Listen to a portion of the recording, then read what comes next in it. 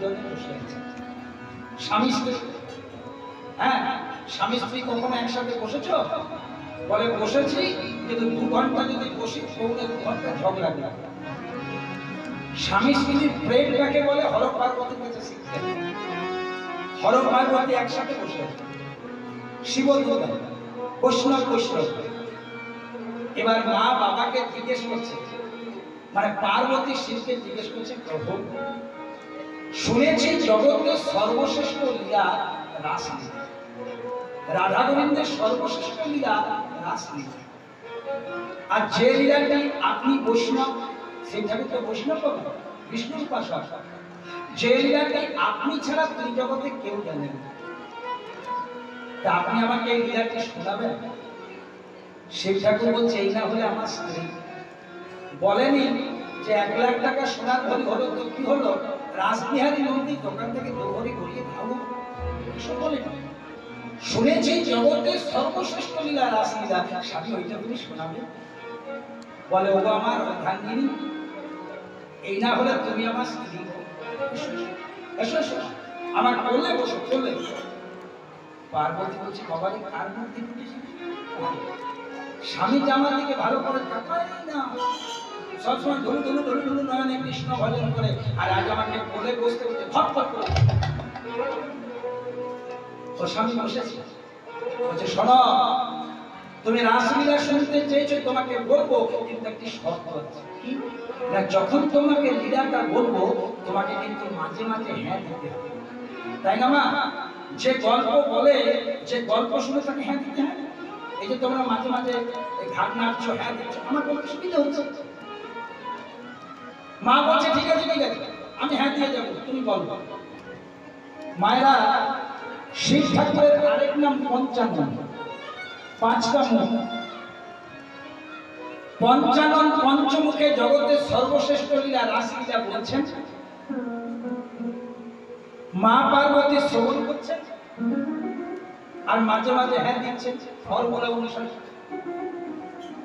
এখন এটা মেয়েদের একটা দোষ আছে, দেখো খুঁটির কাছে একটা মাকে দেখো, দেখো কি দোষটা বলে দিচ্ছে, ওই খুঁটিটার সামনে দেখার জন্য। দেখতে পেলে কি দোষ? না না দেখাতে হবে না, ও মা আর বলছে ফেলাবে। আসলে কেন জানো মা, মায়েদের কিন্তু সংসারে খাটুনি অনেক হয়, তাই না? এই যে কীর্তনে এত কুটুম্ব বাটুম এসেছে, বাবা তো ওই রুল ময়দা কুমড়ো এসব এনে দেখেছে, রান্না তো মাকে করতে হয়েছে, কুটুম্ব বাটুমকে তো খাওয়াতে হয়েছে, হয়েছে না? থালা বাসন পরিষ্কার করে তারপরে কীর্তন শুনতেছে, তাহলে মায়ের কষ্ট। তো ওই জন্য মায়েদের একটা টেন্ডেন্সি হচ্ছে লীলা শুনতে শুনতে মাঝে মাঝে ঝুমু নিয়ে, আর যদি ফুরফুরে বাতাস পেয়ে যায়,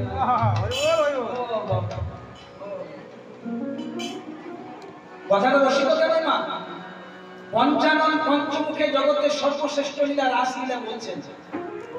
পার্বতী শুনছেন আর মাঝে মাঝে হ্যাঁ দিচ্ছেন। এখন এক সময় পার্বতীর ঘুম পেয়ে গেছে। ওই গণেশে, কার্তিকে, লক্ষ্মীতে, সরস্বতী বড় জ্বালাই তো, দুটি ছেলে দুটি মেয়ে যা জ্বালাই না, প্রেম সে বলো রাঁধে না।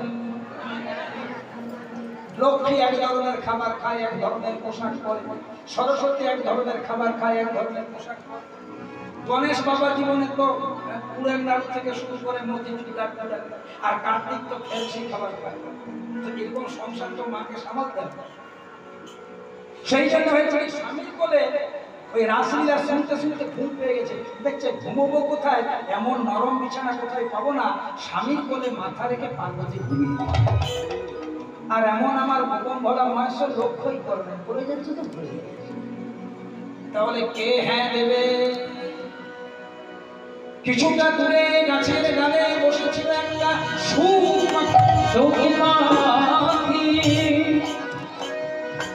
গাছের ডালে বসেছিল একটা সুখ পাখি। সে করলো কি, পার্বতী কণ্ঠস্বরটাকে নকল করে বলছে, বলুন প্রভু কি সুন্দর লাগছে, আরো বলে যাবে। আর গোবম ভোলা মহেশ্বর ভাবছে আমার অর্ধাঙ্গিনী শুনছি। হঠাৎ মহাদেব লোক বলছে, কে নাক ডাকছে? তুমি ঘুমিয়ে? বলে আমি অনেকক্ষণ আগে ঘুমিয়ে, কিছু মনে করো না। তাহলে অনেকক্ষণ আগে যদি ঘুমিয়ে গেছে, তাহলে কে হ্যাঁ দিচ্ছে? চতুর্দিকে তাকাতে গিয়ে দেখে নিল শিব ঠাকুর যে গাছের ডালে বসে আছে সুখ পাখি, যে তার স্ত্রী পার্বতীর কণ্ঠস্বরকে নকল করে হ্যাঁ দিয়ে দিল।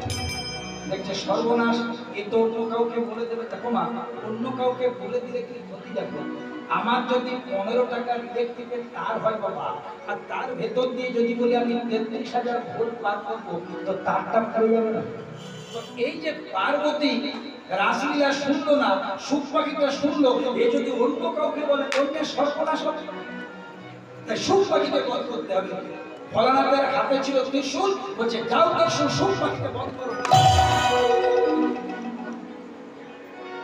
সুখ পাখি যাচ্ছে পিছনে পিছনে, ভোলানাথের ত্রিশূল যাচ্ছে বধ করতে। এদিকে দেখো কত সুন্দর লীলা। ঠিক সেই সময় সুখ পাখি যাচ্ছে আর ভোলানাথের ত্রিশূল টেনে নিয়ে যাচ্ছে। ঠিক সেই সময় ব্যাসদেব মুনির স্ত্রী, কোন জায়গায় লেখা আছে দীপিকা, কোন জায়গায় লেখা আছে দেবদেবী। ওই ব্যাসদেব মুনির স্ত্রী লম্বা লম্বা কেশ ছিল, লম্বা লম্বা চুল ছিল, কারণ তখনকার দিনে বিউটি পার্লার ছিল না, ছোট করে মোবাইল ছিল না, লম্বা লম্বা চুল ছিল। ব্যাসদেব মুনির স্ত্রী স্নানটি করে উঠোনে ওই ভেজা চুলগুলো গামছা দিয়ে এইভাবে পরিষ্কার করছিল। যে মা বোনদের এরকম আছে তারা পরিষ্কার করে।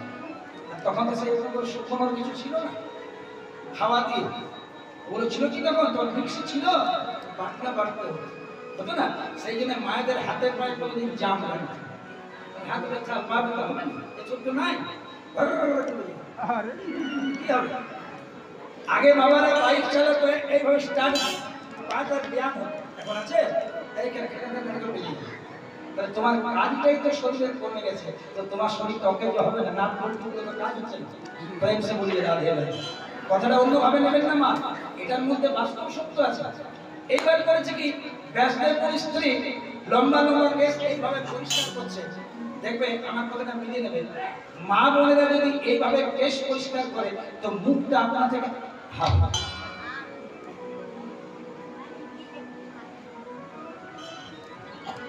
মুখটা হাত আপনা থেকে হা হয়ে যায়। এটা কিন্তু আমার মাকে আমি পরীক্ষা করে দেখেছি, কারণ মায়ের আমার এখনো লম্বা লম্বা চুল আছে, আরেক জনের নাই, পরীক্ষাও করি নাই, মাকে দেখেছি লম্বা লম্বা। তো ব্যাসদেব মুনির স্ত্রী কেশ পরিষ্কার করছে, মুখ হা হয়ে আছে। পাখিটা দেখলো দারুণ জায়গা, যেভাবে আমাকে ভোলেনাথের ত্রিশূল তেড়ে নিয়ে আসছে, সাকিল পর্যন্ত আমি যাবো না, তারা ধরে বলবো অজয় যদি প্রেরণা নেওয়ার শক্তি নেই। ওই যে হা করেছিল মা, ওই হা পথে ওই পাখিটি ব্যাসদেব মুনির স্ত্রী গর্ভে আশ্রয়। পাখিটার কি নাম বলেছে? সুখ পাখি। ওই সুখ পাখিটি ব্যাসদেব মুনির স্ত্রী গর্ভে কতদিন